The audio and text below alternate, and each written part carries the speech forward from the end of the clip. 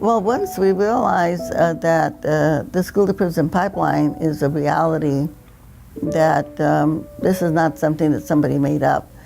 Because when we look at the numbers and we look at what's happening to black and brown students in our school systems, and not only here in Kern County, but throughout the Central Valley, as I travel around the United States of America, the same thing is happening in Arizona, New Mexico, Chicago, New York. You know, you see the same types of discriminatory practices against black and brown students. And when we think of the browning of America, and we have these systems in place that are depriving kids of color from having an equitable education, that is really destroying their futures for many decades.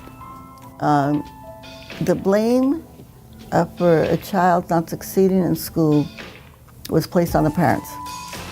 And that's unfortunate because then sometimes the parents blame the kids for not succeeding and not understanding that this is a whole system that is rigged against them. So I think giving the parents the tools that they need, which is what we do with our organizing, and teaching them some of the discipline procedures, teaching them the things that they need so that they can actually start asking the right questions, you know? They're not bad parents, and it's not that they have bad kids, that they are part of a systemic system, a systemic failure. And once we can let parents and youth understand that it's not their fault, that the system is broken, once they get over that hurdle, I feel like that's the biggest thing that we could ask for. Well, we know that the issues that affect our students affect parents regardless of who they are, whether they're African American or whether they're Latino. But the one thing that we have learned is that when you organize the parents, when you organize the students, we can make it happen. We can change it. Just so folks know, DHF didn't do it alone. Of course, you know, we did a lot of work, and you know, our thing that we brought to the table was really the organizing. The greatest lesson that the Dolores Huerta Foundation has learned in our education equity work is that you know, we have to have collaborations. We have to partner with others.